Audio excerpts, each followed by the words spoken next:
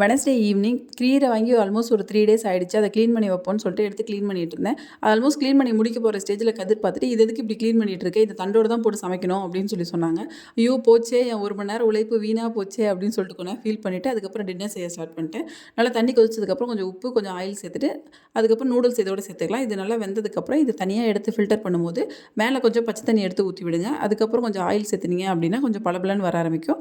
அதுக்கப்புறம் ஒரு பேனில் நான் ஆயில் ஆட் பண்ணிவிட்டு 3 எக் சேர்த்துக்கலாம். நான் 3 எக் சேர்த்துருக்கேன். அதுக்கப்புறம் கொஞ்சம் உப்பு சேர்த்துட்டு நல்லா லைட்டாக மிக்ஸ் பண்ணதுக்கப்புறம் நீங்கள் கொஞ்சம் பெப்பர் சேர்த்துக்கோங்க. எனக்கு இந்த முட்டை பீஸ்லாம் கொஞ்சம் பெருசு பெருசாக இருந்தால் தான் எக் நூடுல்ஸ் மாதிரி இருக்கும்.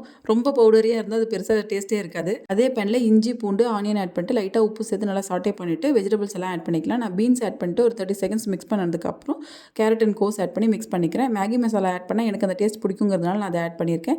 ஆட் பண்ணிட்டு நல்லா மிக்ஸ் பண்ணதுக்கப்புறம் நூடுல்ஸ் ஆட் பண்ணி நல்லா மிக்ஸ் பண்ணிக்கோங்க. அதுக்கப்புறம் ketchup and soya sauce add பண்ணி நல்லா மிக்ஸ் பண்ணிக்கோங்க.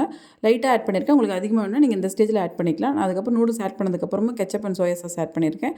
ஆட் பண்ணிட்டு ஸ்க்ரம்பிள் பண்ணி வச்சிருக்க எக் இதோட சேர்த்து அதுக்கப்புறம் லைட்டாக பெப்பரும் போட்டு நல்லா மிக்ஸ் பண்ணிங்கன்னா நூடுல்ஸ் ரெடி.